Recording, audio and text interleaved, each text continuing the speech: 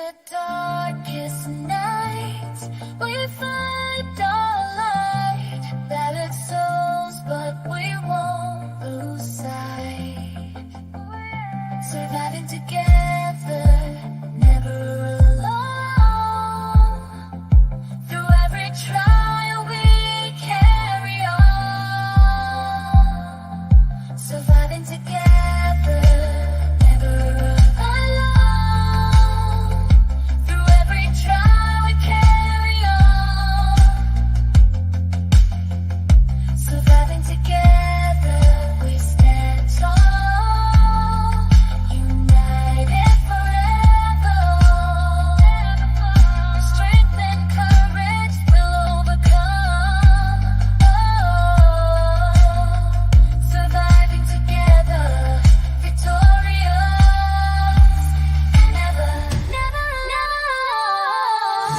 Hand in hand, we'll face the unknown. We see you, we hear you, and we believe you.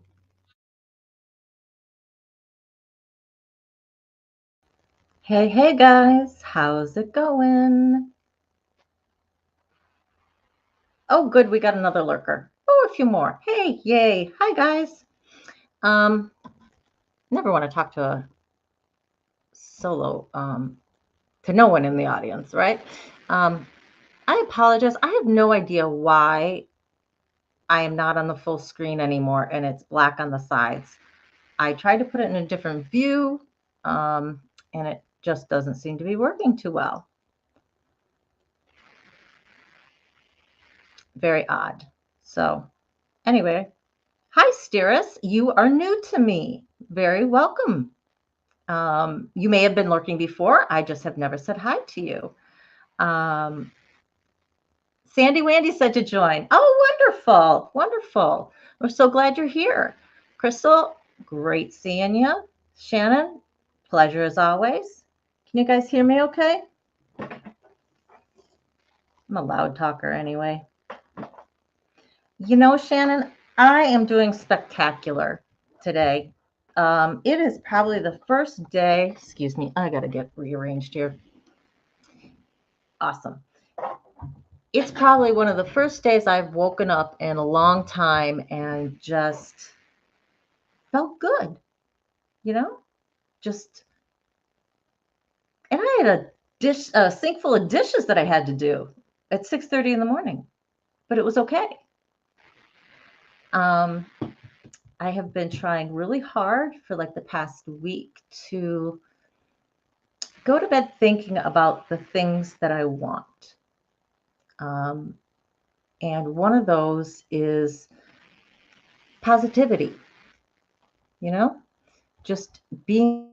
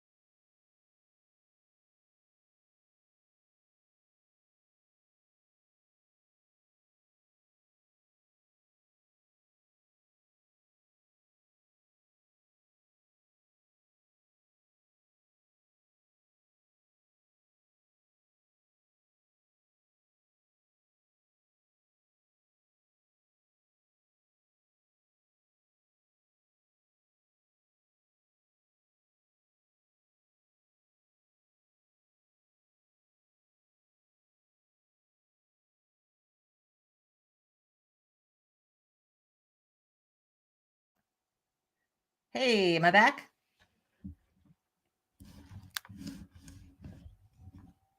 Give me a 5x5 if you can hear me. Perfect. Apparently, my computer does not like having as many tabs as I had open on it. I use the same one for work that I do for this job anyway that I'm working on. And I had like a bazillion tabs open today, so and I was trying to leave them till tomorrow because I'm going to be using them all, but apparently not. So what was I talking about? Positivity. Yeah. So that's, that's what I'm been looking for. And, you know, financial stability is always important to me because I go job from job to job.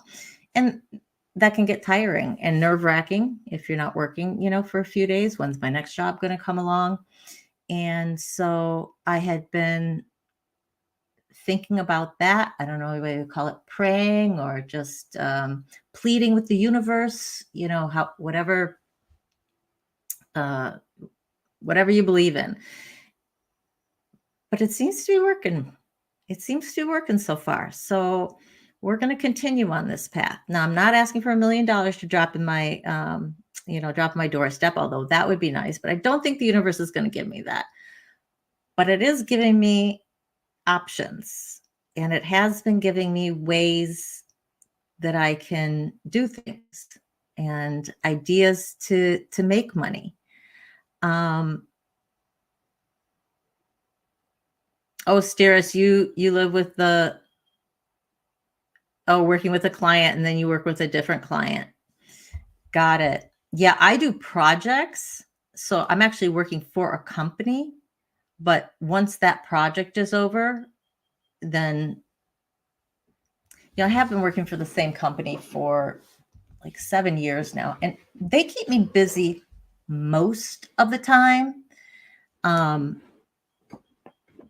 Yeah, when the client doesn't pay and you've just, given your all for them, right?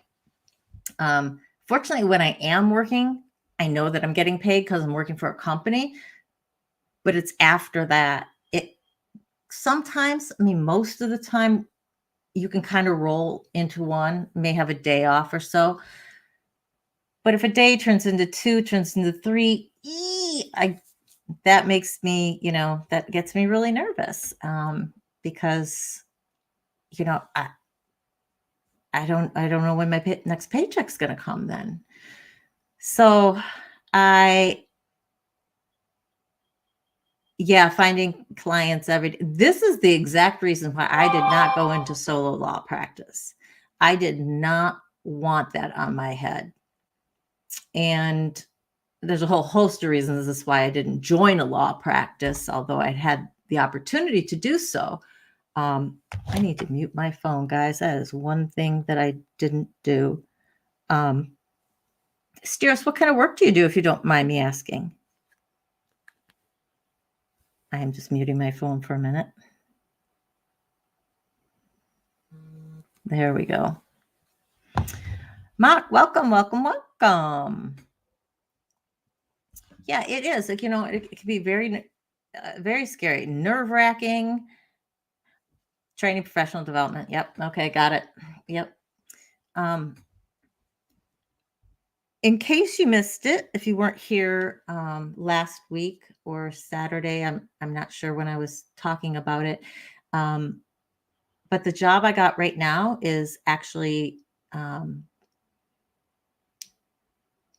working sideways with sexual assault survivors, and I couldn't be happier. It really is taking the two things that I do and combining them into one, and I'm loving it. It's been very busy. I will say that these are back to my days in the office busy, where I barely answer my phone. And my son knows to call me if he needs something, because otherwise, texts, emails, notifications, they just kind of go by the wayside because I am just working so much. But I'm loving it, and I'm really happy about it. And we'll just it's only for a month, but it's the month of May that, at least cross your fingers. Unless something happens, which can happen, something happens with the case and all of a sudden you're out of a job. So I'm hoping that it will last at least through the month, maybe a little bit longer if they need some people to stay on to do anything. Occasionally that happens. So job-wise, I'm quite happy for this month. We'll see where it goes. We'll see where it goes next month. Really would love to do this full time for a while, but we'll just have to see. So I know I said, guys, that I was going to be going back to child on child essay and that I was going to be doing siblings next. And that's going to kind of put the wayside, just kind of like love bombing got put to the side. I still have them on my planner. They're still there. I'm not trying to forget anybody or push it aside. If there are subjects that you're really looking forward to hearing about, they will be happening this month. I'll tell you that. But I saw one documentary last night, and then that led to me watching 3 that were just so good and so on point with what we talk about here that I just had to bring them up. And the one today, and I have linked these documentaries in the description below. I did that right before we went on. There's 2. I will be covering the 3rd one in a separate video because it is about kids, porn and kids, not kids in porn, but porn's effect on kids and as they grow. And that will dovetail nicely into, I think, our child on or sibling incest. And then we have a member who's offered herself up for story time. And all of that's going to tie together very, very nicely. And so I'm excited, really excited about that. Hey, Sandy, we really have not gotten started yet. I have just been blabbling on. Steer said you steered him that way, steered him, her this way. I'm going to guess that Steers is Laura Lynn, because it's the only name that I don't know. So welcome, welcome, welcome. We're so glad you're here and so glad you're part of us. I've really got to get used to looking at the camera and not myself on the screen. That's really hard because I like seeing how things look. Tell me, do I fill the screen for you, or am I just a small little box in a big black box? Because I'm interested to see how it looks on your side, because it's been changing on mine and I have no idea why. It seems like every time the cord gets jiggled, I am getting a new format. Small box. Okay. Well, I guess we're dealing with small box today. Oh, that's cinema view, guys. I had been trying to change it before, but at least I'm horizontal. Yeah, we were up and down before. I had too many tabs open, so it didn't, really do much. But I pretty much fill the screen. As long as it's good on your side, I could care less on mine. I'll monkey with it and, maybe ask Spanx or somebody else if they have any idea what's going on. Because it seems like every time I jiggle my cord or it gets touched, I end up with a different screen. But I think the issue was I had way too many tabs open and my computer was like, no, we're not working. Da, da, da, da. So I'm excited about talking about this today because it's a subject that I don't think gets enough notice, because I think people want to put it in the same category as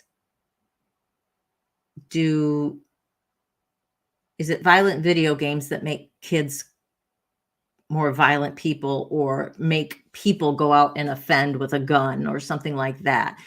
I remember when games started becoming more violent and there was this huge backlash on a lot of parents, and we're just like, oh my gosh, kids are going to get more violent. They're going to think that violence is okay, blah, blah, blah, blah, blah. And I don't think that we've seen that. Now, I have not looked at any studies. I cannot tell you for certain, but just from growing up with it and listening to news stories, I have not seen to where that has panned out. So there's an argument to be made, and you would have to see if there's studies out. I did not have a chance to see if there were any on the amount of people who commit sexual assaults who will say that porn was a driving factor in them going out. And that's the key, driving factor. Because I don't doubt that there are people, maybe even many of them, who commit sexual assault do watch porn. But is it that causing them to go out and do it and commit that assault? And I don't think that even with the porn that you're able to make a one-to-one comparison, that you can say somebody is watching this, therefore they're going to be doing this. And I'm only talking about adults here, okay? Teens, adolescents, children, that's going to be in Saturday's video. We're going to deal with that separately because their videos, because their brains have not developed. And so it's a whole nother ball game when you're talking about that. So for today, we are just talking about adults. And there's three main areas where there's a concern. And these documentaries bring them up. They speak about it in two videos. One is called Hardcore, and the other one is called Barely Legal. That's the name of the two documentaries. And the third category of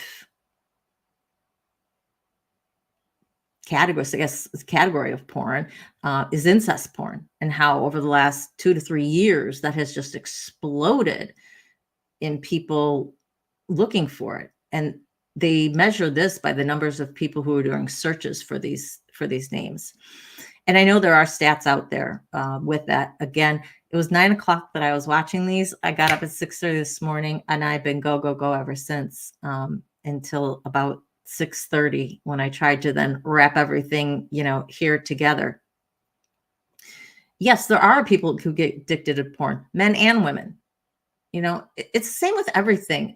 I don't think you can say really that there's much that's only a guy or only a girl.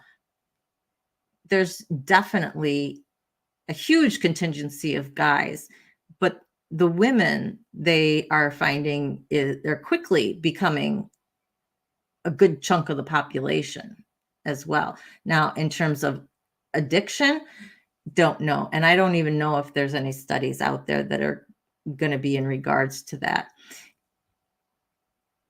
And in order to find out if porn is driving any sexual assaults, you're going to have to do studies of people who have admitted to sexual assault. So what are you looking at? You're basically looking at people who have been convicted. And that's such a small portion of the actual number of people who are committing sexual assaults. I mean, minuscule, we're really talking. When you think about how many assaults there are, and that's a hypothetical number because nobody really knows. Because the stats all depend on disclosure. And we know disclosure depends on a whole host of factors. How old you are, how comfortable you are, what was said to you, what your culture is, your family support, all of that.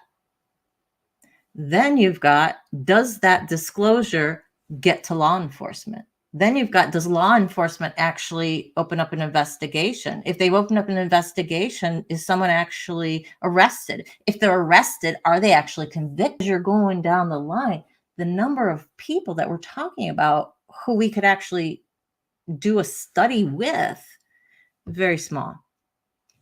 And I don't like having and making any assumptions or drawing any conclusions off of studies that are only 50 or 100 people, not when you're talking about numbers like we are in terms of how many people watch porn and how many, the numbers of sexual assaults that actually occur.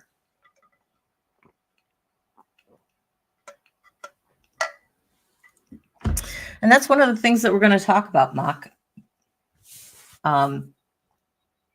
is consent. I was horrified. I was really horrified when I saw the video hardcore. It was tough to watch. There were a couple of places where even I fast forwarded it, and I have a pretty good stomach for essay and not depicted in films, but documentaries. If it's talking about it in a factual manner, you know, I can take a lot. But even some of this was tough for me. So I do encourage you, if you are going to watch these videos, the barely legal one, I don't, it could be triggering for you if you were that age when you had your sexual assault, or just, these types of things are triggering in general for you. So of course, there's always our standard trigger warning, but I am doubling down on that trigger warning for hardcore, just so that you guys know that. I want you to be clear about that up front. It is not going to be for everybody. Hang on.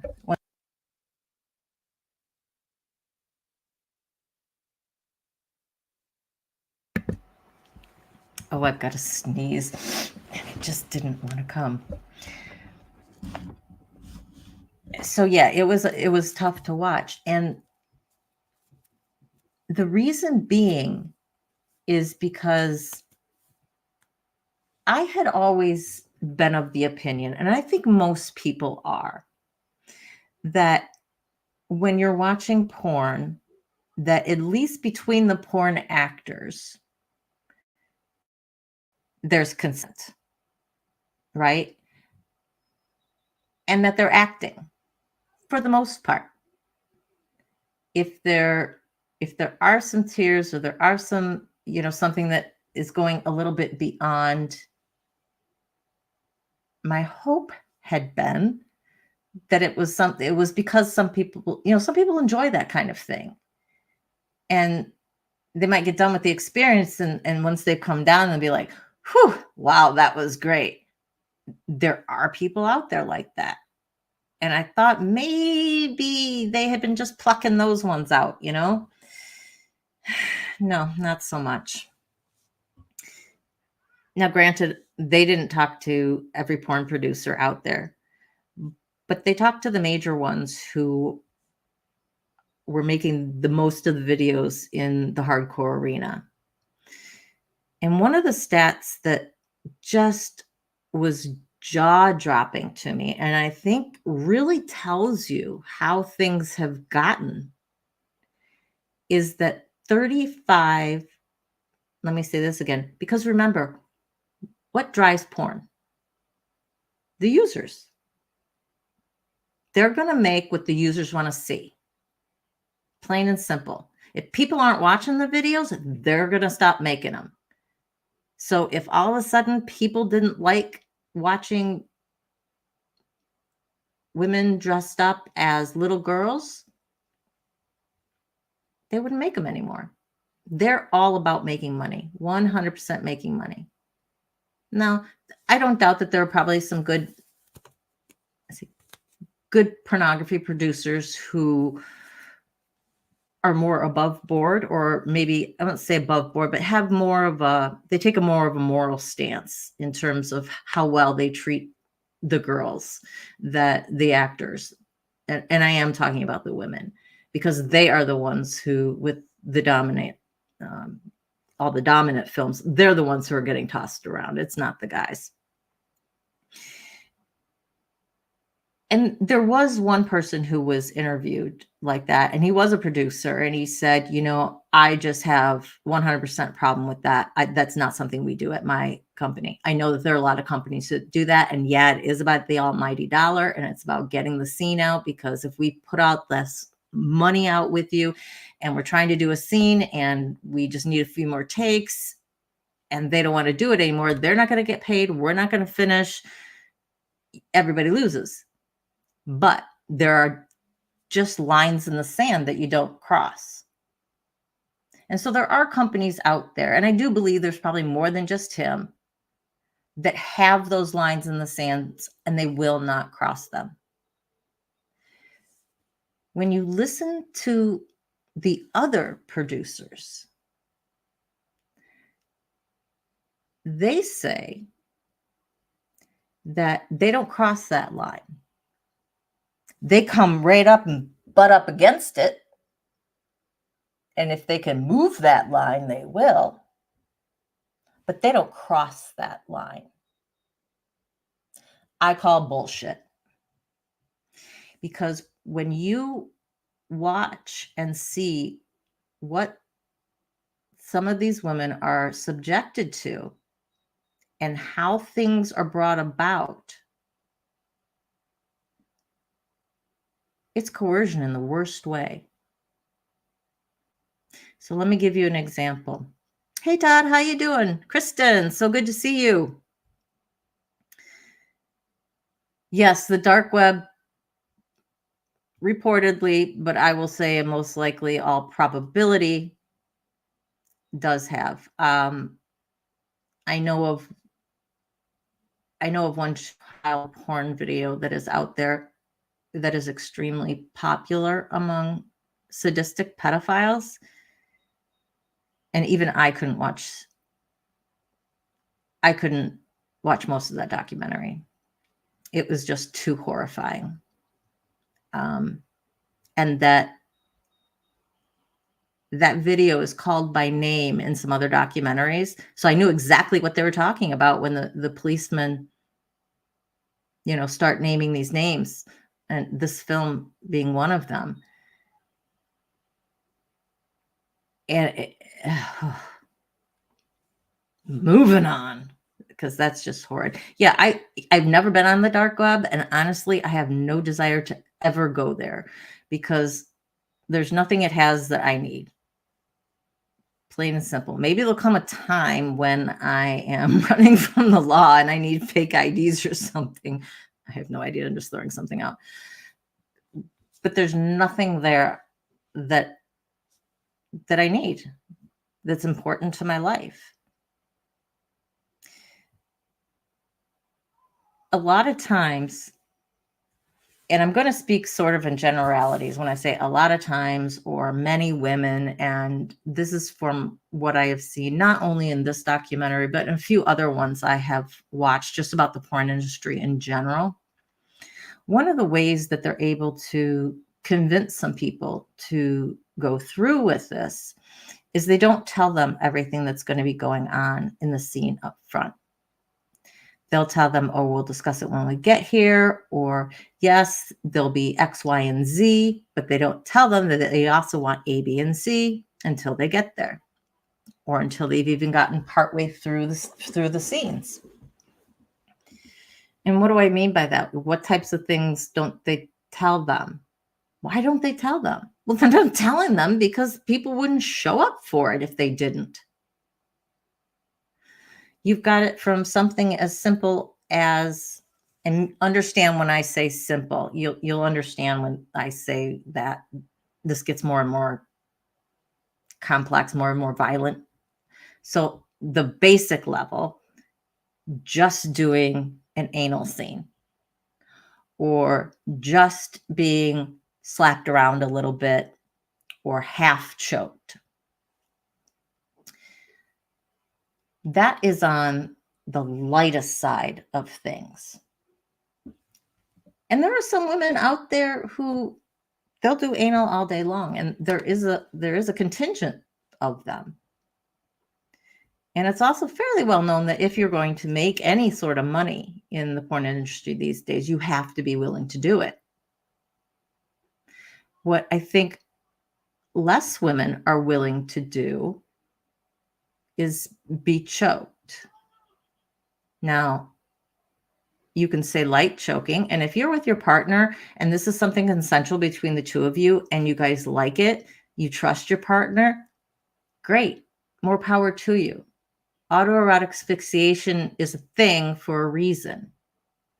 However, if I am going onto a set with people I don't know and a guy that I am just meeting, do I want to trust that he is not going to squeeze too tight?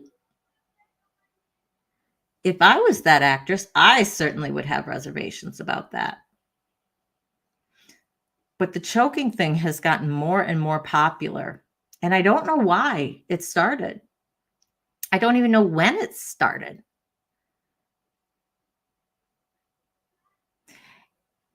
It's funny you should mention that, Steeris, about getting HIV, getting any type of STI in the porn industry. And there is another video out there about safe sex in the porn industry. Actually, I think the title of it is Unsafe Sex in the Porn Industry. And I have not watched that yet. I saw the trailer for it, but I haven't watched it yet. And these aren't really long videos. I think maybe an hour at most, but I tend to watch things at 1.5 speed because otherwise they just talk too slow. But that's me. And so, that's it is. And it's very sad that I think the pendulum has swung back again towards the, in the 90s, I remember, and because this has made mainstream news, how much they were pushing for regular testing and the use of condoms on porn sets. And the regular testing has gotten there because it's law in most places, in most states, actually. But the condoms aren't. And from what I've been able to determine, I'm feeling like the pendulum is swinging back again with the audience wanting raw. They don't want to see that little ring around the man's penis. I don't really understand how that detracts so much from your fantasy that you want to put people's lives at risk. That's me. The testing is only as good as the people who are doing it, because you can get tested one time and you could be completely clean, but some of these diseases take a while to incubate. So you may have it, but it hasn't shown up because it hasn't incubated yet. So just getting tested every 3 months really is insufficient. And it is the actresses themselves, a lot of times, who have to pay for those tests. And they can get expensive because it does require, I think, at least a 10 panel in your tests, blood tests. Sandy, I agree with you. I think that the extreme content porn has always been there. Its prevalence, though, has been increasing. And that's what I was getting to with the stat.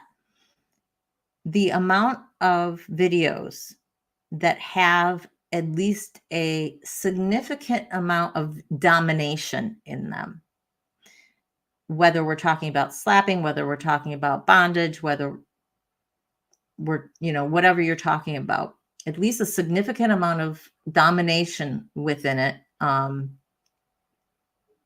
gagging someone, gagging the girl with their penis, not allowing them to breathe. Any of that is considered, domination. 35 to 40%. And I heard that number several times. That is horrifying to me. Horrifying. Because you just don't want to believe that is a accurate representation of the population. But then I do have to remember that this stuff is going on the internet, which means it's the worldwide population who's viewing this. And as more and more people had access, we're gaining access to the internet, gaining access to cell phones, it just became easier and easier and easier for people to watch porn. And so it opened up the porn industry to that many more people.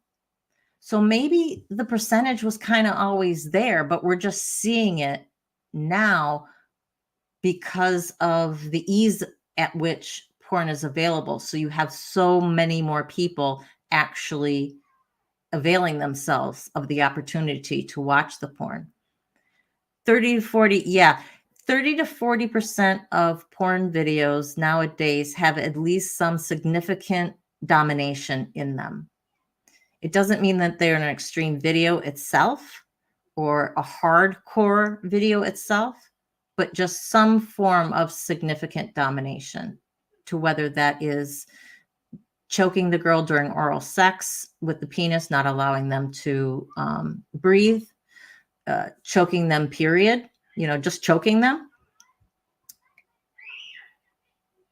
It is just,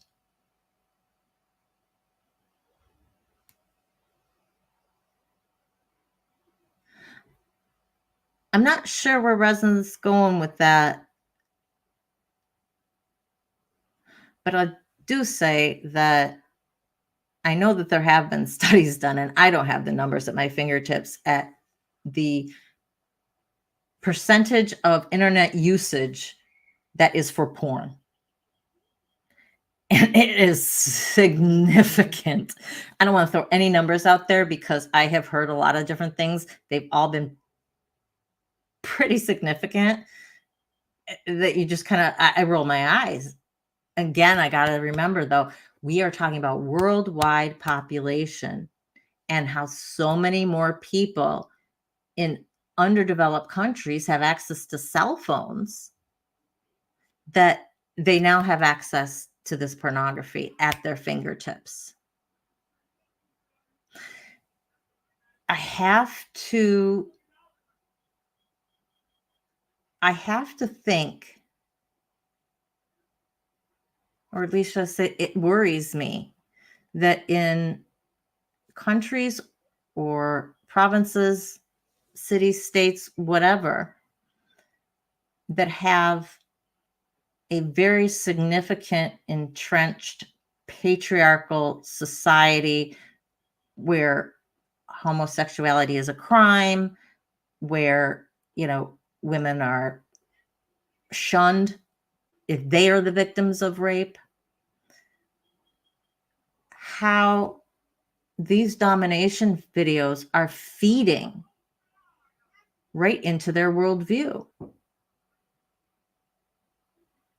They are getting validation from these videos. And that's scary, because then you have the people who don't live in those types of areas, but think that way, or have always had private fantasies about it. And now they're getting validation. See, these are just actresses. They like it. So there's people out there who like it. And there's nothing wrong with it. The guy's doing it. This is, they are getting that. Yeah, some women have been killed for being victims of rape. That is true, Shannon. Yeah, we're just gonna scoot right on by Andrew Tate, because he would be a whole talk in and of himself. So we'll just kind of whoop right on by there. OnlyFans creators earned $4.5 billion in 2022. Wow.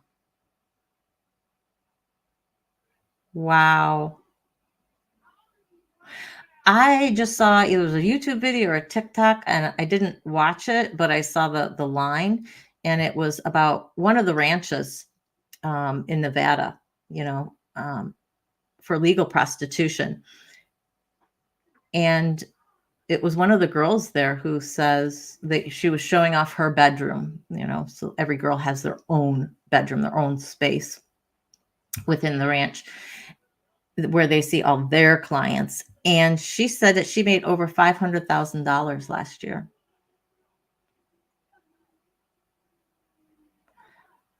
Wow. That's all I got to say. Wow. And we have homeless and destitute and people living paycheck to paycheck. Sex sells. It always has. It always will.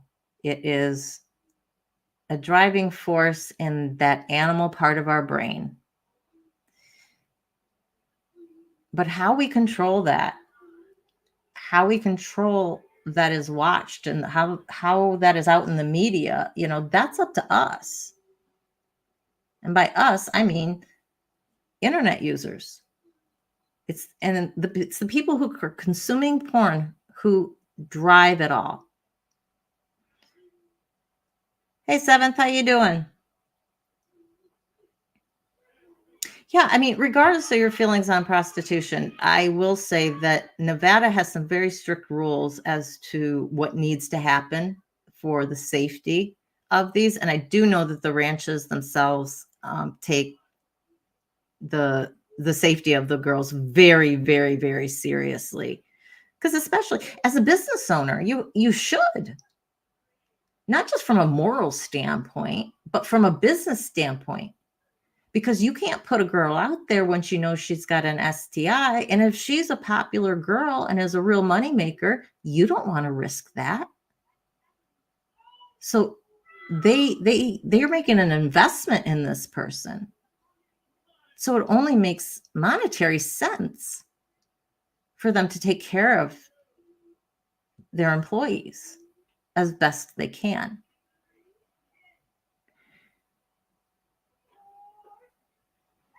Now, whether that's true in the smaller places, I don't need exactly, Shannon. STIs are bad for business. Sexually transmitted diseases, STDs, what we grew up with, are now STIs, sexually transmitted. I just blew my mind. I can't remember what the I stands for. My brain just went blank. Anyway, same deal.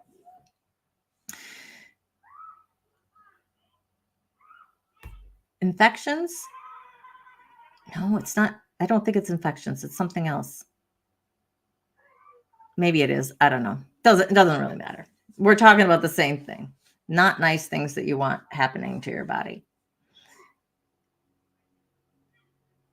Yeah, you're saying infections too. It very well could be. We'll go with that, okay? We'll go with it. Hey, Izzy, how you doing? How is your day?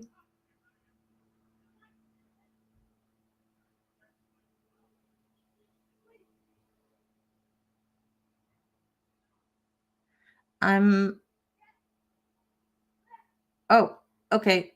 I need to read. Hang on, I need to read something because otherwise the other thing does not make sense.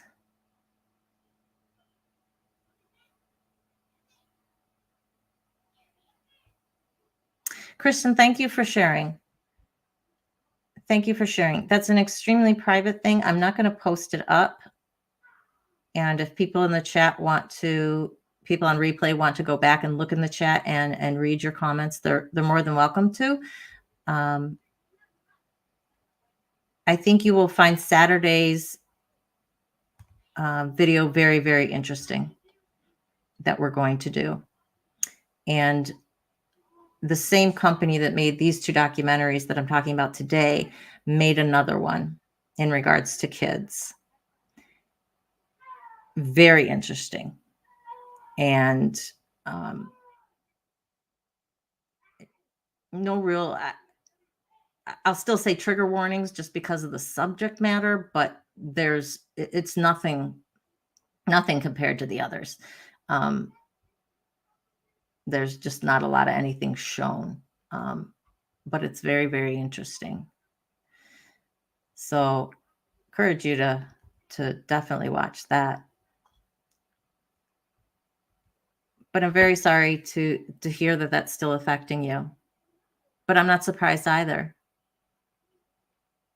I mean, it's so hard in our lives to draw correlations necessarily between one and another, but there just becomes a basis, right, for believing that the probability is pretty good. People on replay are not going to understand most of that unless you look in the chat, but go ahead, look in your chat, and you can view that. Yeah, Crystal, same what we were talking about, in what we were talking about earlier today. And again, that's why I want to cover Saturday. That is why Saturday's title is Porn and Kids. And their name of their video, I think, is Kids Raised on Porn. So that's going to be, I'm really excited to talk to with you guys about that, because it is just absolutely fascinating. And they're, yeah, I'll leave it at that because that's Saturday's thing. So, but please, if you have any experiences, don't think you have to limit it to something if you feel that you want to share, just because I'm talking about one thing. I've had my window open all day and all of a sudden it's just feeling really hot in here. Sorry, guys. So is there a connection between sexual assault, committing sexual assault, and viewing violent pornography? I don't know that you could ever say it causes it. I think that, and I'm talking adults only, okay? And we're going to assume that they did not watch porn as children, okay? So for this video only, those are our assumptions that we're working off of here, because we'll deal with the kids and kids raised on porn as adults in that video as well. I don't think you can say one causes the other.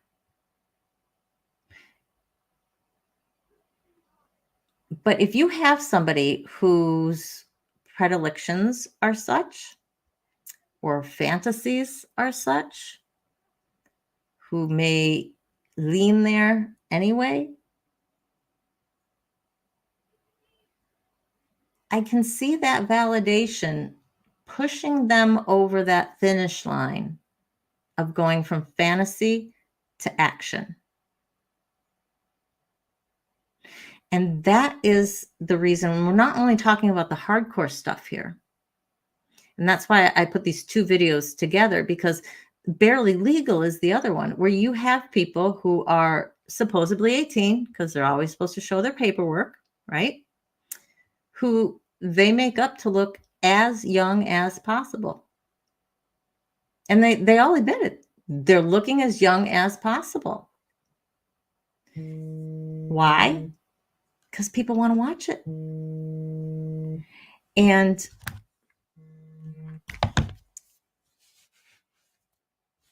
what I did not know, what I was shocked to know, was that in a lot of countries, nearly every other country, it is illegal to portray people to look like children in this type of scenario. Not in the United States.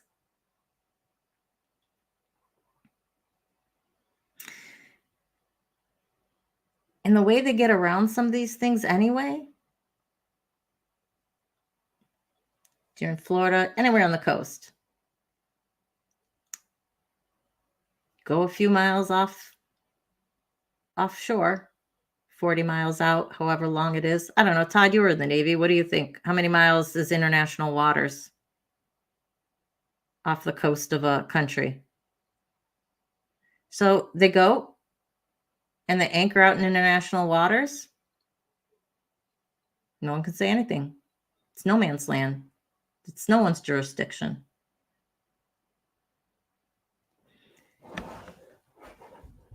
And that's scary too. Now, it's a lot more expensive, right? So it's not going to be your preferred method of making porn if you can just 12 miles. Oh my God, that's it? Holy crap. I mean, still, the renting of the boat and the gas and all that is still expensive compared to renting a hotel room or even renting a house and being able to use it for a week or a month, however long, and make as many videos as you can during that time. So I still think it's not going to be the choice that most producers are going to go for, most, porn companies, because again, they're about the almighty dollar. And if they can do something that is going to be a cheaper option, I'm sure they're going to choose that first. Kind of just when you're left with no more options, there's still an option. That's just what is unbelievable to me. Just unbelievable. So you've got a whole nother section of our populace, yeah, that is driving this barely legal porn. So the girl who just turned 18, but they've made her look 12, and she's sucking on a lollipop, and she's saying, "Daddy, won't you take me to the bookstore?" Or won't you take me? There is no doubt in those what that actress is trying to portray and what those videos are trying to get across. Now, whether or not those videos lead to pedophilia or lead to more acts of pedophilia, I don't think you're ever going to be able to measure, just because of the nature of it and the nature of the crimes. But why? Why as a society is this something that has been growing? That is what I just do not understand. There was one person in the video who offered up an explanation, and he was my least favorite person of all of them. And he stated it's because the younger they are, the more fertile they are. And as he talked, you kind of got to the basis of it. It's about control. You can control them easier. Come on, let's just call it what it is. Because they're more fertile. Oh my God. But I think we have to ask ourselves these questions, and we have to reflect as a society when we're saying this is something that we want. It's only being made because people watch it. Now, I can't single out the US because, again, we're talking about something that goes globally. But as a human society, what does that say about us? Now, I understand the fantasy of getting it on with the babysitter, or, maybe something along those lines, that there could be this little fantasy about, wow, she's really cute, and isn't she? And they kind of, it's a fantasy. So they're suspending reality in their lives and looking past the, oh, she's only 16, or past the, oh, she's only 14. And I think it is the concept of, more than it is that person specifically, of them saying, yes, I want to get it on with the babysitter. She's 14. But even so, my gosh. Sandy says, we have no morals as a society, no values. Women and girls are second and third class citizens, at least in this regard. Yeah, I mean, it's true. It is true. And Mock, I am not surprised. I got that from that from the time I was that age. I actually I didn't get asked out. I was at a function with my dad, a business function, business dinner, because my mom didn't want to go. And I was like, oh, I've never been to one. I want to go out to eat. I don't want to eat this here, right? I'll put on a dress and go. Bye, seventh. Have a good one. Is it that time already? Wow. My gosh, time has flown today.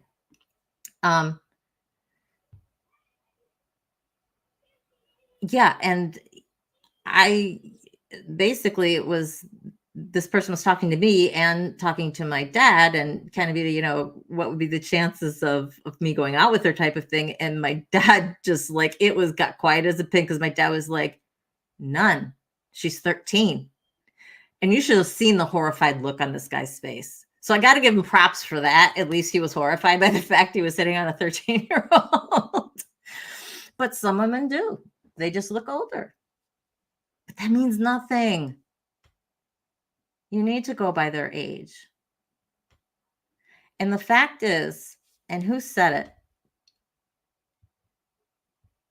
Because this is another point that I was going to make. Shannon says, I think it's like an addiction. You build up a tolerance, it takes more, and you have to push the boundaries. Exactly. And that was exactly the point that they were making, and these producers were making as well, that we used to make things to a certain point. Mm-hmm. And people wanted more. They wanted different. So they made different. They made worse stuff. They call it edgier stuff. And they just pushing the envelope and pushing the envelope and pushing the envelope. And what happens to these poor women on set, they're not told that things are going to get this rough. There are several women that they interview who wanted to quit the scenes, but were coerced. And the producer to tell you, well, yeah, any means necessary. If we got to strong arm her a little bit, if we got to coerce him a little bit, if I got to flatter her a little bit, prey upon her need for money. You're not going to get paid if you quit right now. Anything to get the scene done. Is this not exactly what we talk about when we talk about grooming? Because remember, grooming can come within an hour or two span. It doesn't have to be this long drawn out thing. So you could be groomed like from the time your date picks you up. And they're saying all the right things and doing all the nice things and everything to get you to that point, right? To get you to bed at the end of the night. And when you're like, the coercion starts, the manipulation starts.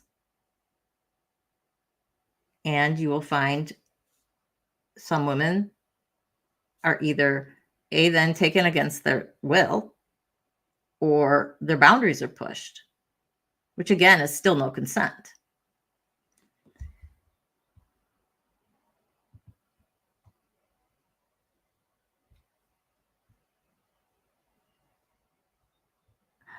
Kristen, you're right. You're right. And because it's an addiction, like it can be an addiction like anything else. And we are going to grow a tolerance to certain things. So if you're watching one type of thing day in and day out, and you're like, yeah, ho hum, they're doing the same thing, whatever. I think about porn in the 70s, or even 80s, right? I mean, what's the old joke when you think about 70s porn? Bow chicka wow wow, right? I mean, and just awful storylines, and it just is nothing compared to what's out here today. Because we went from one person, went from a regular heterosexual couple to threesomes to anal to now we've got gay porn, and then adding all of the fetishes and pushing the envelope with the harder stuff. And it just keeps going. Where is it going to end? I think it's not going to end unless the veil is pulled back on the porn industry about what is actually happening to these girls. The girls getting out of the porn industry need to stand up. Just like us sexual survivors stand up and say, no, no more. We're going to spread the word. We're going to educate. We're going to make sure that people understand. And I'm seeing that more and more with the porn industry, with people trying to warn that what you're seeing may not be fantasy. It may not be acting.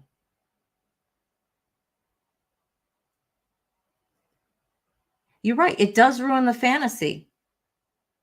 But these people need a dose of reality. Because I think the section of the population that is going to like this is very small. Just like all the fetishes. There's people who like just about everything. But it's a very small population. Go ahead and make feet videos all day long. I really don't care. But to coerce a woman, to strong arm her, to ignore the fact that she's pleading for air, that she's pinching, that she's raising that red flag. She's doing all the things that, in BDSM that you're taught, and you're being ignored.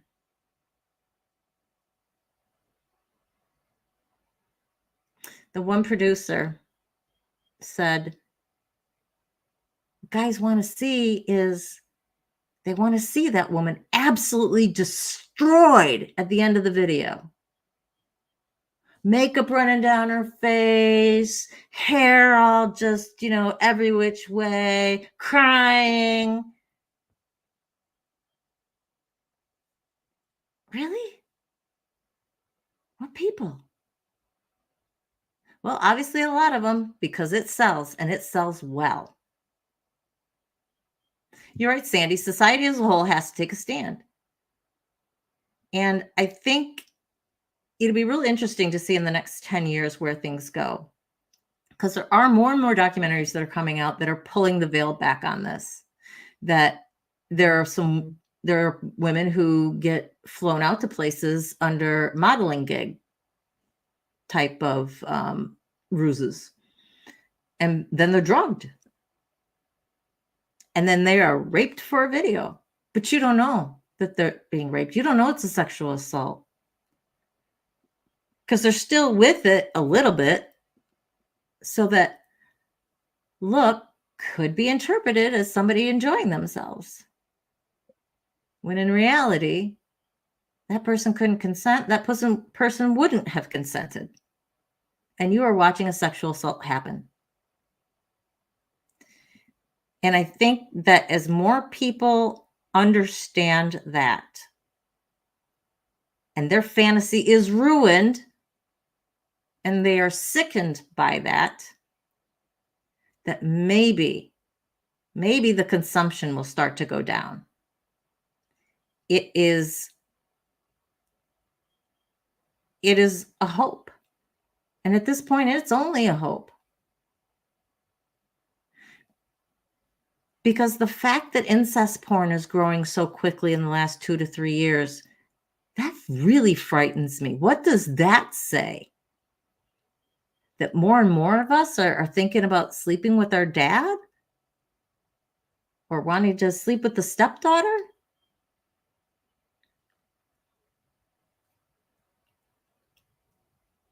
I just have a problem wrapping my head around all of a sudden more and more people wanting to see this genre. I understand that you can keep it in fantasy land. But when you're talking about the millions upon millions of people who are addicted to porn, that fantasy can get twisted up in their heads. And that is the frightening part when you send that person, when that person goes out into society. Can they now separate real from fiction?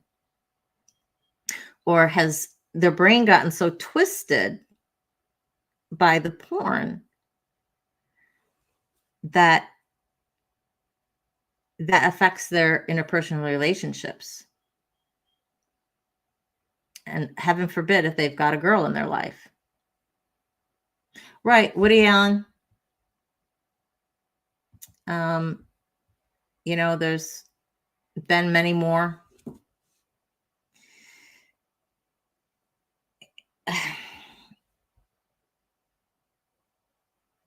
But you'd hear about pockets. I mean, you hear about Woody Allen, and then you hear about one other person, or you'd see two people in Hollywood dating who were, barely 18 or were 17, and you're pretty sure they were going out with so-and-so, but they just hadn't brought it to the public until they're actually 18. So it is just, again, so difficult for me to wrap my head around the fact that this genre is growing so quickly. And what that means for our society, what kind of reflection that is on our society.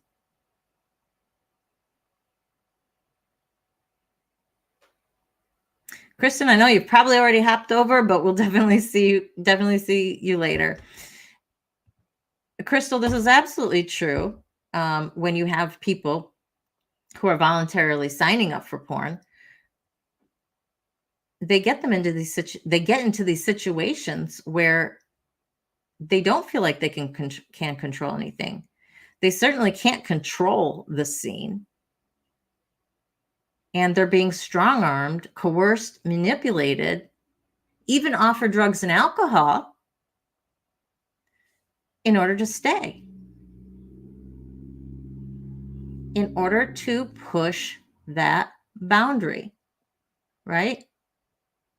So what do we talk about with boundaries? They cannot be solid concrete walls, immovable solid concrete walls, unless you know for certain who you are and what you are willing to do or not do. And especially as women, but the men as well. It's just because we've been talking about domination porn, and the section of domination porn with dominatrixes, the female dominant, is just so much smaller. So any men out there, please, I'm not trying to ignore you or belittle any of your experiences or the representation. I'm just speaking to the masses, basically, in terms of how much porn is consumed by who.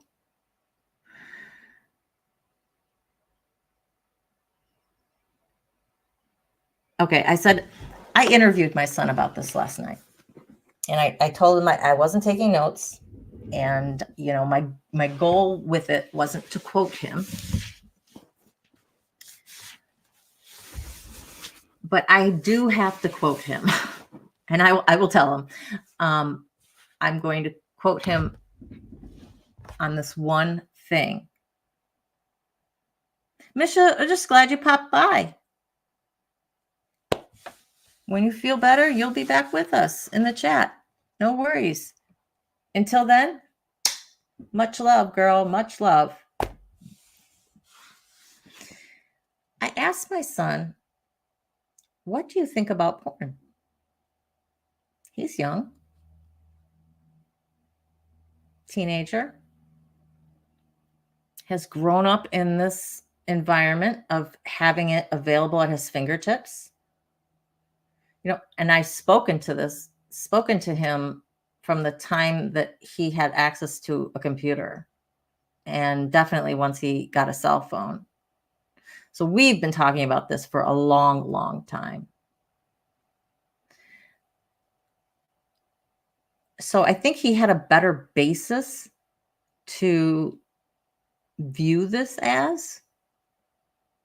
And we talked about people who might not have gotten the education that he did, the sexual education, where the internet, porn specifically, is somebody's sexual education. And again, we're going to talk about this more on Saturday. But he said, Mom, I don't watch porn. He said, it fucks with your head. And I said, really? How? And so he explained to me his view. Now, until I get his permission to explain the rest of it, that's as far as I'm going to go. But I thought, what an insight for someone his age.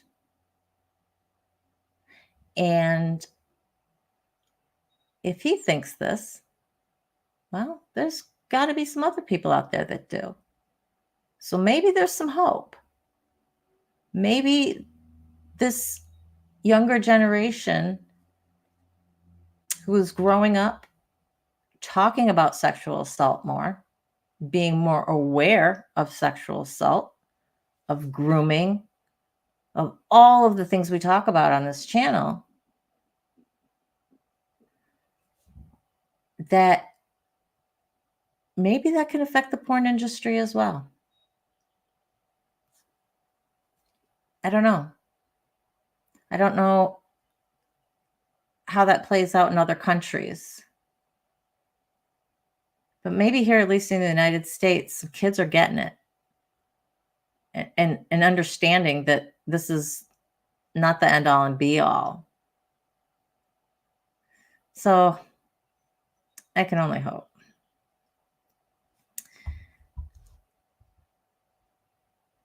Shannon, he's insightful at times, but he's a boy. No, I'm kidding. No, he's a great kid, guys. I'm so proud of him. I actually talked to my ex for the first time, and I think, wow, years. Yesterday. And I just said, I said, we raised a pretty good son in spite of ourselves, in spite of all of our shortcomings. And we both have some significant ones. He's grown up pretty good. And I'm pretty proud of that. And Sandy, this gets to the core, I think, of what you're talking. Not only drug problems, but just money problems too, in general. And it could be because of drugs, or it could be some other type of addiction. But that desperation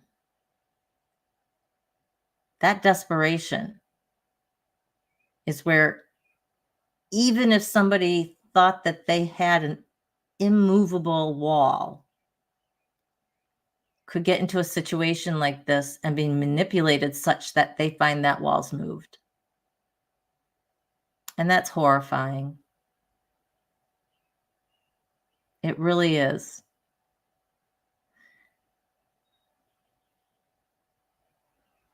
Exactly, Mock. And there was a girl on there who said, she had run up college debt and got into it thinking that, yeah, $500 to go screw some guy on film. That's okay. Sure. I like sex. I don't have a problem being an exhibitionist. That it's a guy I'm just meeting that day. Oh, well, whatever. Until they get there. And then they find out what they're actually being asked to do, which is stuff that they did not anticipate nor were prepared for. And it makes me sick to my stomach. And I think that we need to shout it from the rooftops about how these women are treated. But it's one thing for me to talk about it.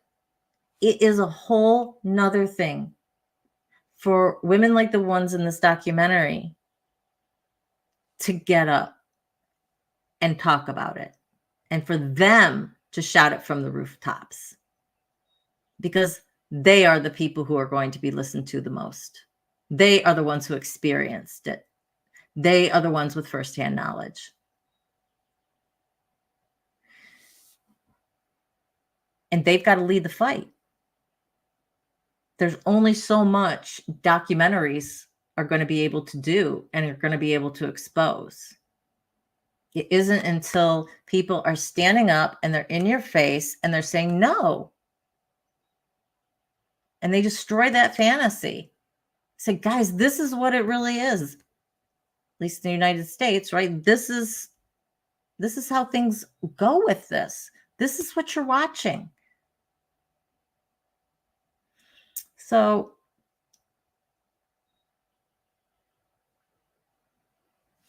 wow, I'm surprised it's even that long. Shannon says, Tommy mentioned that the average lifespan of women in the porn industry was 39. Honestly, I'm surprised it's even that long. Not from an aging out factor, because there's porn for everybody, and there's grandma porn. But just what you've got to take, what you're willing to take. Some of these women, they were speaking to the ones who had done the BDSM and the caning and the whippings and the things like that, and how many weeks it took for them to heal enough that they could actually film again. Is it worth that? I don't know how much they make for those, but is it worth it? But again, you very well could be talking about people who got on set who are not expecting to be tied up or locked up or spanked, but not caned. There's one woman who was choked so many times, she just bruised. She just looked like one big bruise and swollen, and she could hardly talk. And she's like, I bruise easily. And it took a couple weeks to heal. I'm like, sister, I don't care if you bruise easily. If your neck is so swollen that it has affected your ability to breathe, you need to rethink A, your line of work, and B, your position within it. Right? Like I said, I know there are some porn companies that do draw a line in the sand and do have some morals, that they are not willing to film what amounts to sexual assault. Go work for them. If this is something that you've got your heart set on, go work for them. Do your research, find them. And let's put these other ones out of business.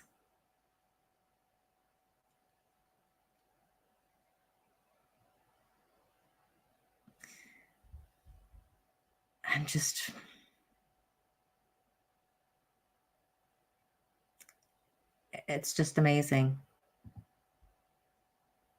Max says, someone tried to turn my cousin into doing the escort thing by selling their idea that it's mainly about the company and sex isn't expected. I informed her about the reality. And that's a whole nother arena that we can explore as well. Any sex worker is going to be exploitive. It is by its nature, whether you're really agreeing to it or not. I would have a hope that maybe in a situation, at least where you're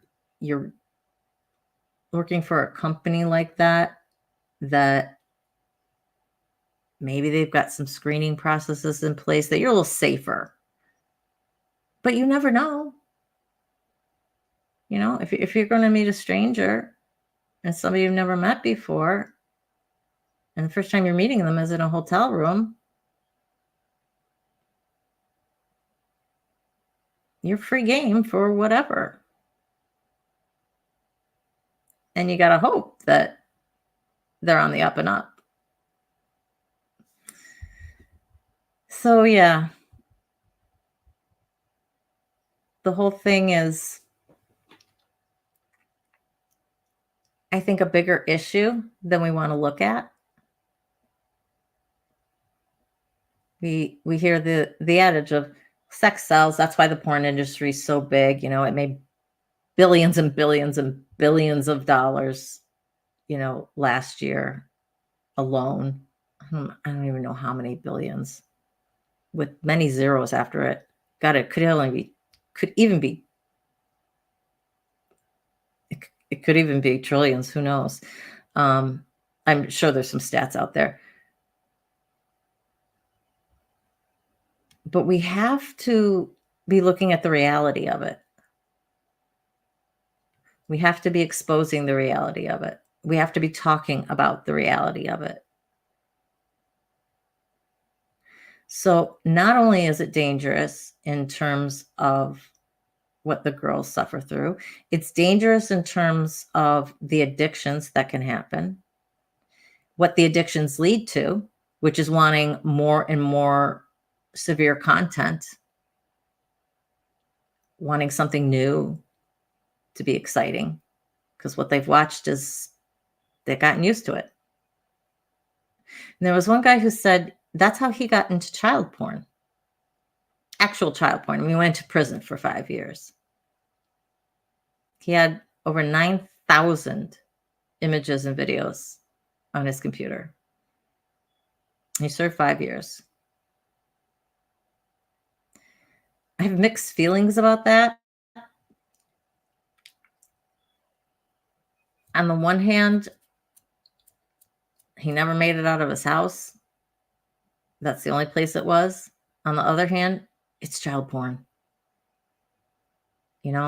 I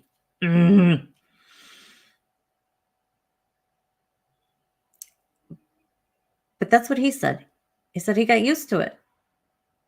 And one day somebody shared with him a video or an image or whatever of child porn. And he was like, oh, and his dopamine went. Woo, woo, woo, woo, woo, woo. And he said he tried to stay away from it, but there wasn't a substitute for it. Does this sound familiar, guys? It should, if you've ever had an addiction. That's exactly what we're talking about. You're right, Shannon. It's the children in the videos. The children got hurt. It's just, how do you put a legal sentence to that? They are so across the board.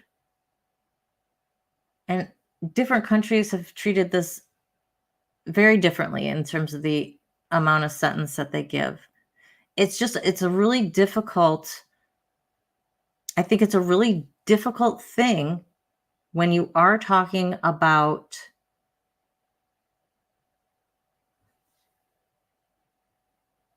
the consumers only, not the distributors or the producers of child porn, but the consumers only. What is an appropriate legal sentence? I don't know. I do not have the answer to that. I'm as stumped as everybody. Because I don't think the answer is lock them up and throw away the key. I just don't. I think that there are people, and I think that this is one of those sections of the population that is readily rehabilitatable, because they got into it because of an addiction. They got into it because they wanted that more dopamine. You can get out of it. It's not in their nature to be sexually attracted to children. That's not where their baseline is. So that's the section of population you can actually do something with, and you can actually have hope for them. And I know it may be an unpopular viewpoint,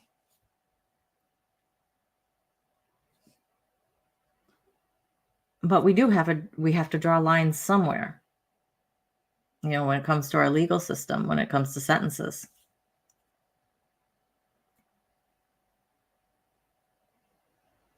Yeah, you are labeled a sex offender if you've even just been a consumer of child porn, and you have all of the restrictions that go along with that. Reporting restrictions about where you live and where you're working, who comes over to the house, who can you see. I mean, there's just a lot of things. And yeah, people have been run out of neighborhoods. And so you'll see whole areas and trailer parks that are just full of sex offenders because it's the only where they can live, around other sex offenders. And then there may be some people like this guy who are rehabilitatable, but you throw him in with a whole bunch of other sex offenders. It's like throwing criminals in with criminals. Every one of them say they come out knowing how to commit crimes better than when they went in. If we're making it such that these people, the only place they have to live are around each other, what kind of a quagmire are we creating? So there's no easy answers to this. Nobody wants it in their backyard. However, do we believe in second chances? Do we believe people are rehabilitatable? I think that some people are. Maybe we give some people a second chance and they blow it. And unfortunately, somebody else got hurt. But do we say you can never? It's like somebody murders somebody. They serve their sentence and they're out. Not every murderer is locked up for life. Now, that may be the wrong decision. Or that, the wrong decision. It may be that person, once they get out, they do commit another crime and they do kill somebody else. But all of our punishments can't have indefinite sentences, and we can't just lock everybody up for life. Yeah, Sandy. We actually have this. This has been on the computer for a while. I remember it's been, gosh, almost 13 years since I moved from my former city. And I don't remember if it was through the police or it was just a website, but you could go to it and type in your address and it would list the addresses of every sex offender who was around you. Or you could look at a map and it would just show you red dots. And you could see where they're very, very concentrated. And you're like, oh, that's a mobile home park. Or, oh, that's an apartment complex. And that's where it got, that's where this thought for me got to be, gosh, we're forcing them around each other. Is that a good idea? I know we don't want them in our neighborhoods, but right? It's such a tricky thing. And I don't have the answers to it. 100% don't. And I admit, because of my past situation, my eyes are a little colored in terms of it. But also being a lawyer, I look at that other side of things. What is the purpose of sentencing someone? What is the purpose of sending them to prison? How do we set sentences that are appropriate for the crime? I think when it comes to sexual assault, and especially when you're dealing with kids, that's a real tricky question. Yeah, Sandy, you're right. I mean, they can live anywhere. So you could find them in a very wealthy neighborhood in your back door. Because not all sex offenders are, they're not just the molester. They're not the people that you think of. They're not all pedophiles. So many people are on the sex offender registry for what now would be not a crime. And I'm specifically talking about with the Romeo and Juliet, where you're within a certain number of years of somebody, they're um, like 15 and 18 or something like that, where they've got these before they're on the sex offender registry. Well, now most states have passed these type of laws.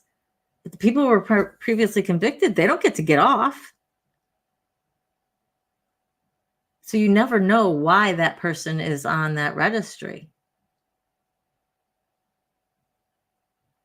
It could be because they committed an act against somebody under 12 or an act from someone who was 13 to 16. Those are usually your two different age ranges. But it could be something, the circumstances could be such that when you look at it, you go, oh, well, yeah, you really do deserve a second chance. And I think that gets to our core feeling of, how we feel about this issue. That we, even as sexual assault survivors, have to temper ourselves a little bit and still realize that people need to be looked at individually as to what their circumstance was and what did happen to them. That just because somebody's labeled a sex offender does not mean that they're evil or necessarily immoral, because you just don't know what that circumstance was.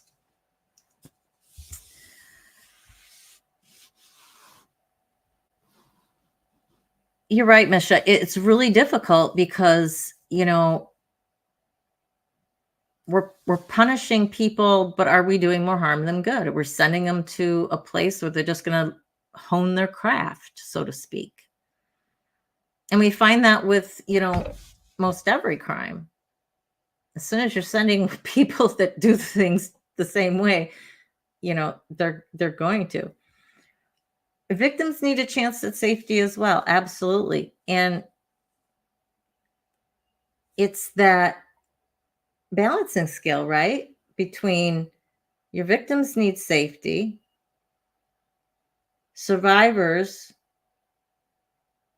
have a right to feel comfortable in their own home. Does that sex offender have a right to a second chance? For me, that really depends on what they did. Because I can't just say everyone who has committed a sex offense automatically should never be given second chances. I can't say that. I think there's very few things you can say something like that about an entire population of people.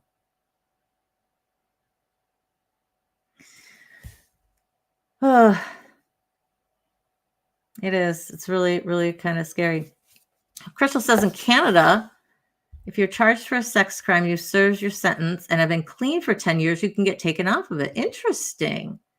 I do not think the US has anything like that.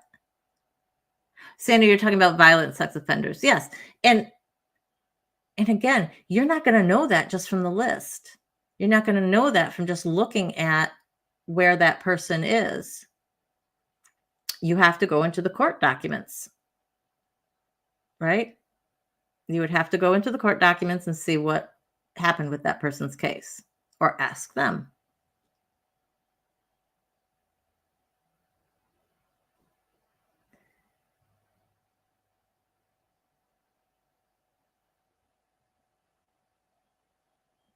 That's really interesting. Yeah, I mean, it's the same type of thing with some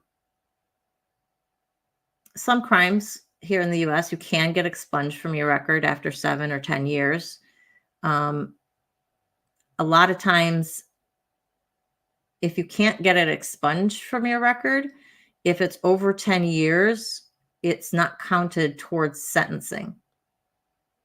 So, like Michigan, we have um, we have sentences where you look at a person's offense variables, which means the crime that they committed. You look at all the circumstances, and there's a whole list of things you consider. And then you also look at their prior offense variables. So, what crimes have they committed in the past? Ones that are 10 years or older don't get considered. You can't count them. So, they can't enhance the sentence at all.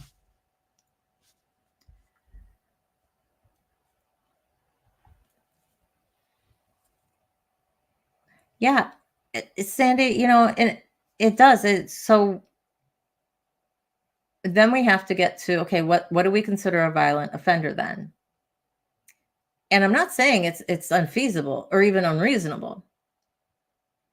It's just there are so many moving parts with these, to consider when you're talking about public policy and how best do we orchestrate this? It's just really difficult. It's really difficult, and it's an area that I don't spend a whole lot of time talking about because I just don't have any answers. You know, if I felt so strongly one way or another, I would definitely bring you guys my opinion, but I'm conflicted on a lot of it. I'm really conflicted on a lot of it. Misha, I'm so sorry.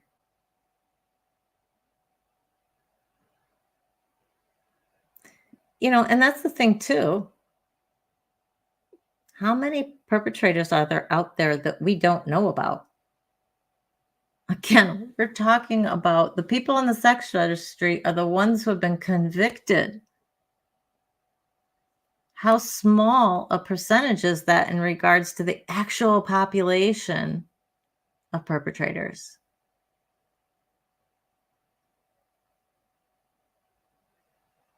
I think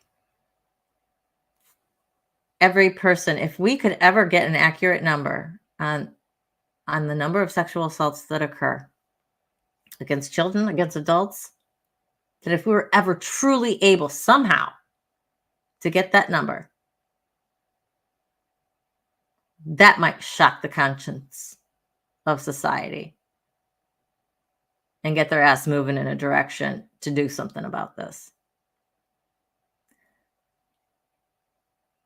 The next best thing that we have is concentrating on people who would be their victims. So, educating the kids and educating the adults how to look for grooming, how to get yourself out of that situation, how do we treat people afterwards, how we deal effectively with survivors, and what type of services do they need. But in terms of decreasing the amount of assaults,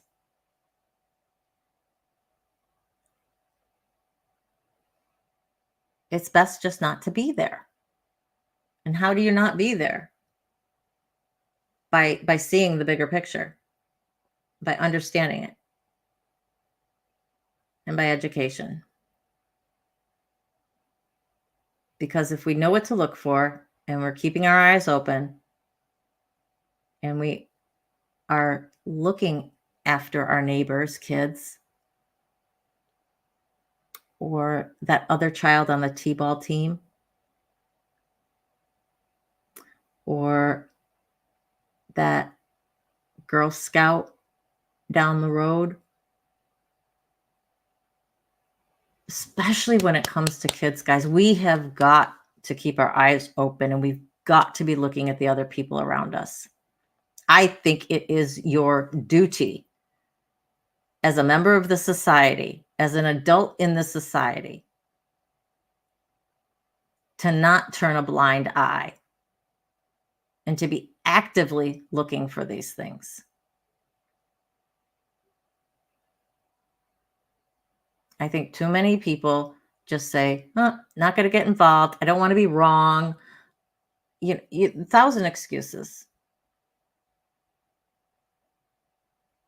But if we are all taking this mantle and running with it, we can effectuate change in this area. I know we can. But it won't happen tomorrow.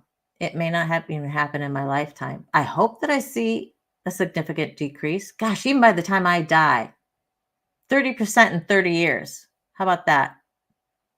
It sounds good to me. I think about what kind of number that would be. Because again, we don't know what the total number is in reality. And I can only guess, can only imagine, right?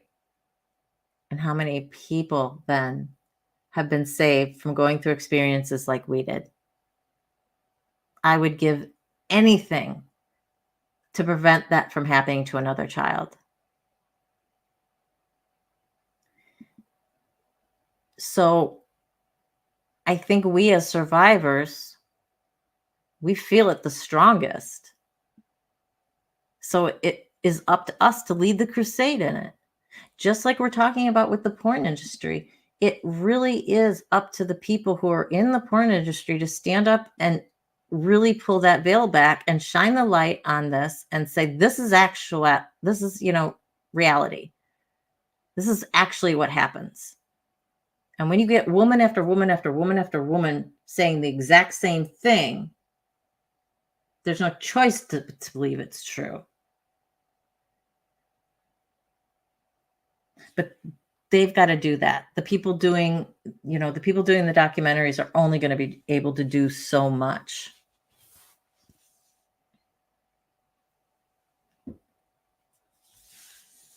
Yeah, I really, it's possible. Change is possible. A decrease in seeing the numbers is possible. I did come across a study once, gosh, and I do not have it at my fingertips. It was a certain area. I don't know if it was a small city or like a village that was, right off of a city or something. It was a smaller area. It was a community. And they did a study in regards to this and the education and the number of assaults that were reported in there. And it was significant, hugely significant, the decrease in the numbers of assaults.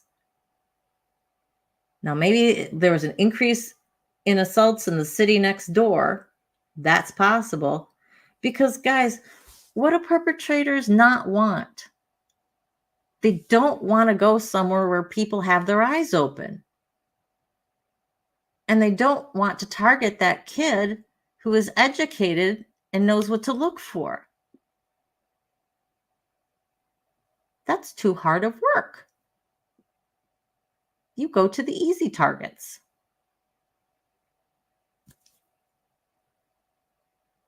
So the more people are looking, the more our eyes are open, the more people that are educated,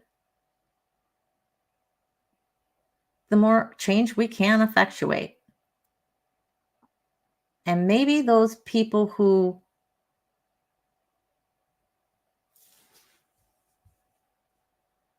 for this, that, or the other reason got pushed across that line where they normally would not have been an offender, maybe we can keep those people behind the line then, because it's just too risky to go out and do something. Now, we may be sending all of them to just different countries, and that's possible too.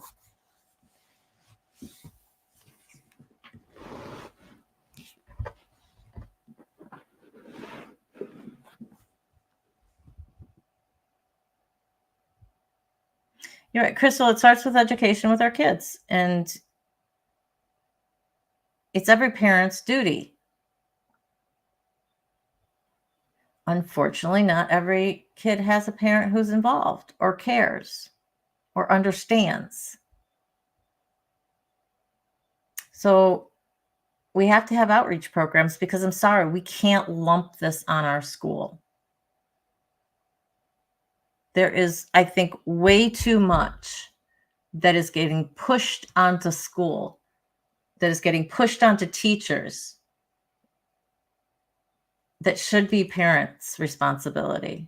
But we're pushing it there because we know that not every kid has that option. Not every kid has that supportive parent or that present parent. But could we make it a community outreach? Could we make it a community program that does this, that comes into the school and talks about it? So it's not on the school itself. It's not on those teachers. I think that's a better option. I would be up to going and talking at schools. If that was the next step in my evolution in this area, that'd be great. I'll take that up. No problem. I'm a little ways from getting there, because in a lot of ways I'm still learning and still getting my feet wet with public speaking. And I feel like I have more to learn, more facts and more statistics that I need to be able to digest and have within me to be able to properly do that.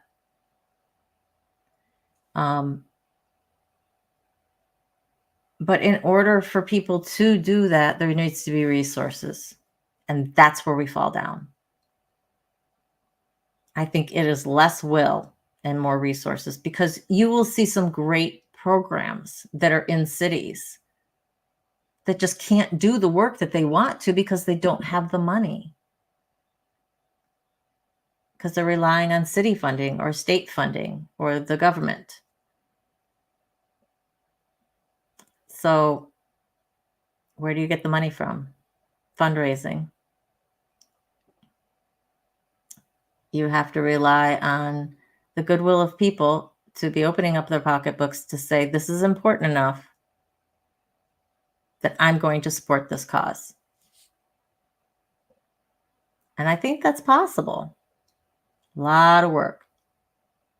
Lots and lots and lots of work. But it is possible.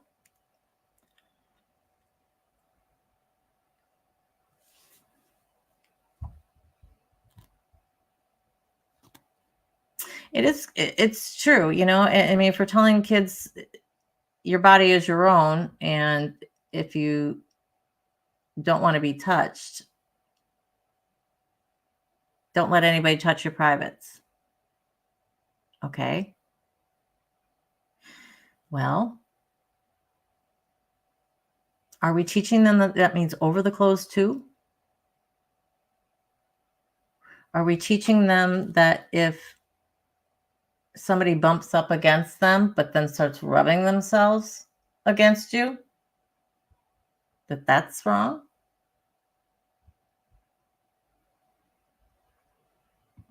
And this is wonderful. We had doctors working for the city to do sex ed.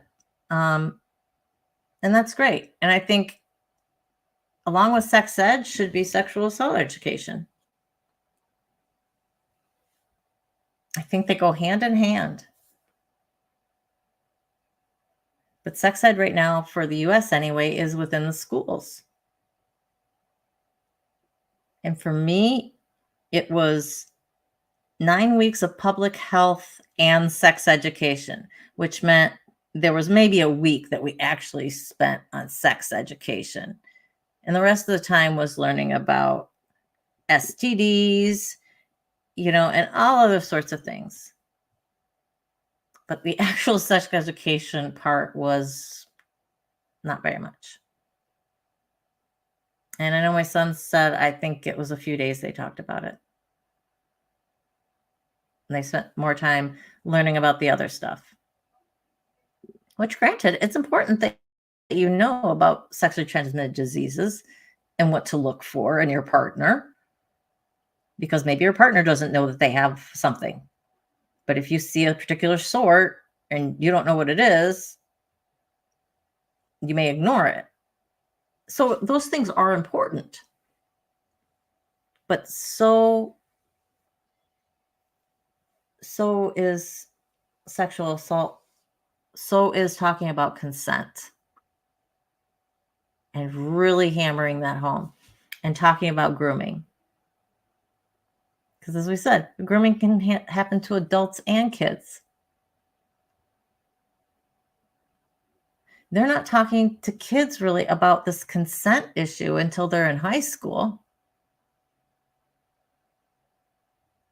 Because now they're thinking, okay, this is when kids are going to get sexually active. We have got to be talking about consent issues earlier as part and parcel of the don't let people touch you.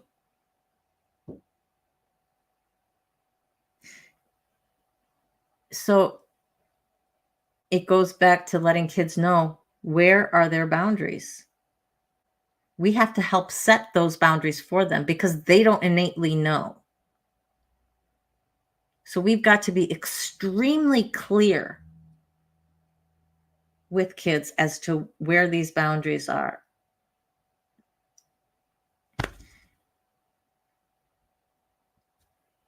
And we can't forget education of the rest of everybody else, the adults too. Because I think that is a whole population that kind of gets overlooked when we talk about education. And I am sure that the person sitting next to me on a bus or an airplane or whatever, if they got me talking about my channel, they would get more than they probably wanted to know. Because I think I probably would be just like Tommy from the Lifeboat of has he on addiction as me on sexual assault.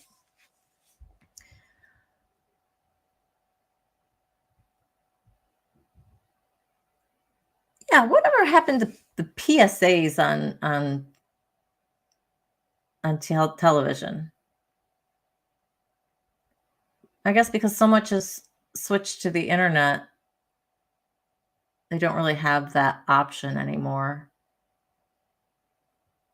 So it's more difficult to get a message across than it used to be when you had like 4 channels of TV to watch. And you'd have your after school special dealing with some issue, right? And then your public service announcement at the end of that for suicide or for sexual assault or for, whatever the situation was. Schoolhouse Rock. Yes, we did learn things. There are still some songs, though, that I have no idea what they're saying because they talk so fast. But I always could follow the bill. They just, a lot of times, they were over my head. I think because I was so much younger when I was watching those. Yeah, it's really interesting, Mark, to look at the different countries and to see how they handle it.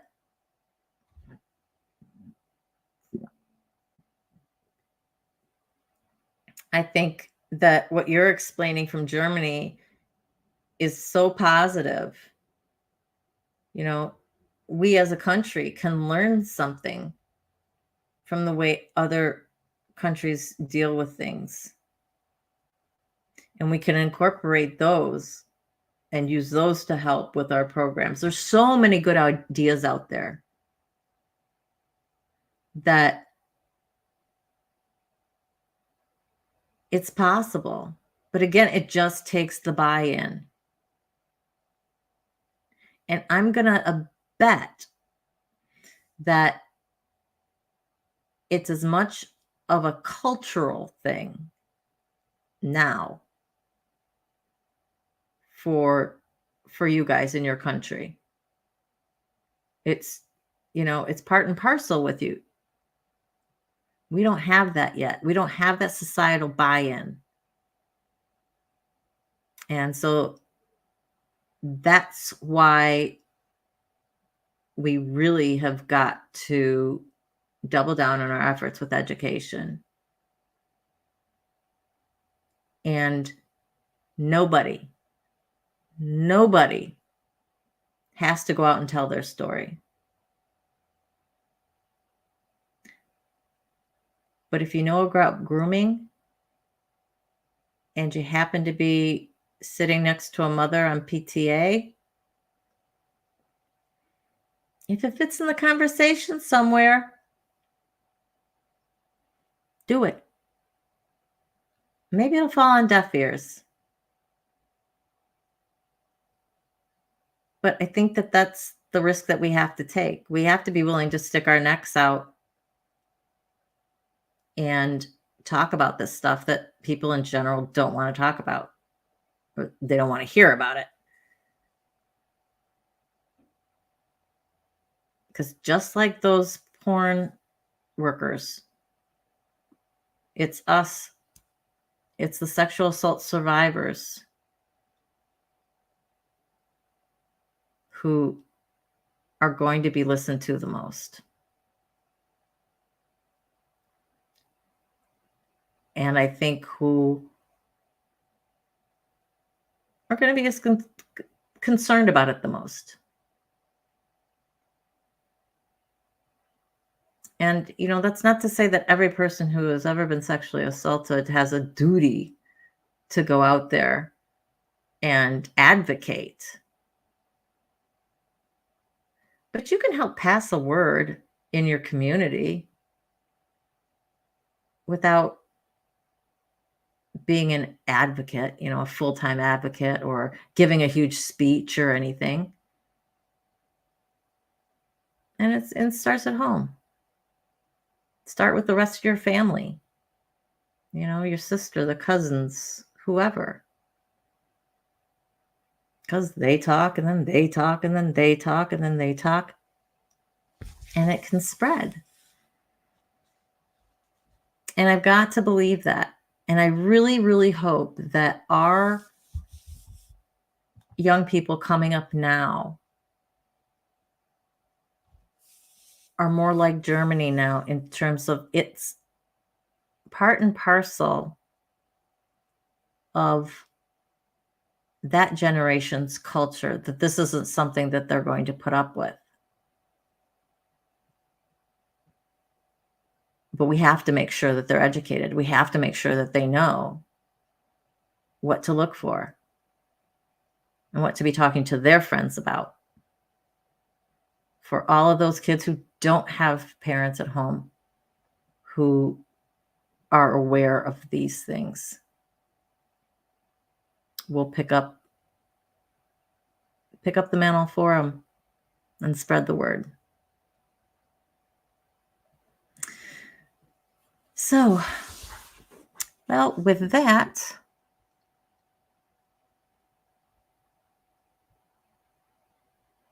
no, I think that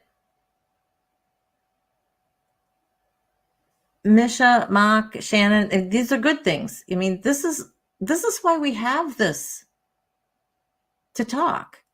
Because even amongst survivors, we're not all going to agree on what to do, how to do it. So we discuss. But we discuss civilly. Maybe our minds won't be changed. Maybe we won't change somebody else's mind. Maybe we'll come to some common ground. Maybe a year down the road, we go, oh, I see what you meant there. Maybe that's when our mind changes on something. But we're never going to get anywhere if we can't have a discourse, right? So we talk about it, hash it out amongst ourselves, and then put it out to the masses.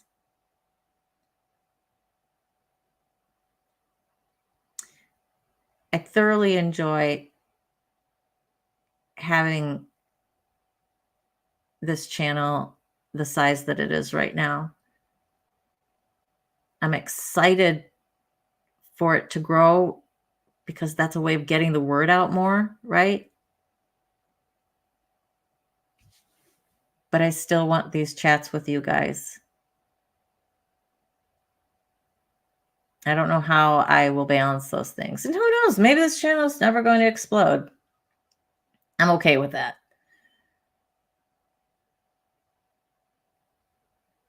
I will reach people another way.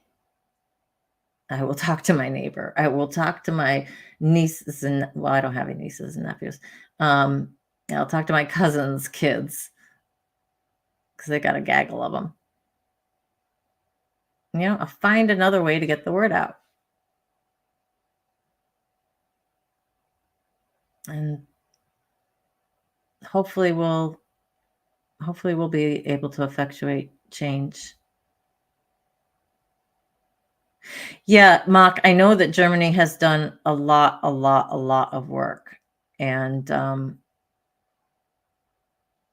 in social issues, they just have had their eyes wide open for the last number of decades, being concerned with human rights and all that goes along with that.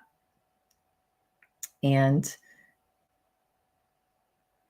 I really hope that it doesn't take something like that again in a different way, in a different capacity, before we have a wake-up call in other parts of the world.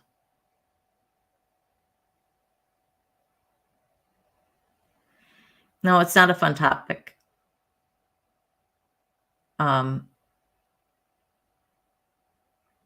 No, thanks, Misha.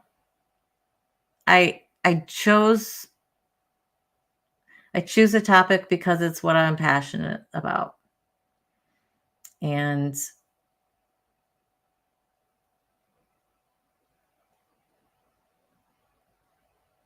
I think we can be most effective when we're dealing with our passion, whatever that is. And not everyone's going to want to do what I do. But again, there's more ways to get the word out than this. There's more ways to educate people. Because we have to educate ourselves on a lot of this, you know, so that we're aware. And if I can ever help anybody in regards to that, or if you ever have any questions about a particular topic, again, that we have not covered and that you want to see covered, shoot me an email or mention it in the comments. And I'd be happy to put it on the list. If I got enough people asking about a particular thing, I'll push it up on the list, depending on where it's at, and do it sooner.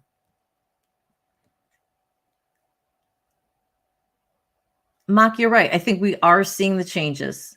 We are seeing generational changes. And, you know, of course, it's not as quick as I would like to see, but I am very excited about my son's generation coming up and what is going to be the case with them. Because I think that I really see for the first time that we've got a chance. Because I'm seeing the education pay off in a number of different arenas. And so I think that we just keep plugging away. Keep plugging away, and we'll pass the torch to whoever is coming up after us. But I'll be talking about this until I can't talk about it anymore.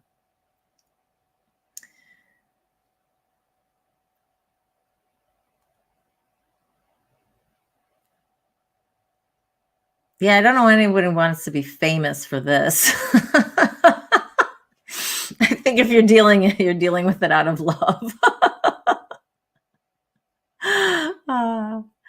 All right, guys. Well, best to all of you. I am going to be signing off because I know that I have got a busy, busy day again tomorrow. And I'm going to get ready for Saturday. Again, that is set in stone unless something weird happens. But we will be dealing with the child and pornography issue, not child porn, but children consuming pornography and what that does to them. And looking at that from my son's generation and from the other generations, and how can we effectuate change in that area as well. So good night, all. Thank you so much for joining me. If you're watching on the replay, please, everybody, if you haven't subscribed, please do. Want to make sure to hit that bell for notifications so that you can be aware of when my content goes out. But you can always find me live 7 o'clock on Wednesdays Eastern Time and 3 p.m. Eastern on Saturdays. And if you could hit that like button, I really, really appreciate it, guys. I had another video that had 120 views and 18 likes. No dislikes. Yay! But only 18 people hit the button. It's free. It doesn't cost you anything. It's one click. So if you guys could do that all before you leave, we'd greatly appreciate it. Have a good rest of your week until I talk to you again. Remember that you are worthy, you are valuable, you are loved. Hugs and love all. Hugs and love. Take care.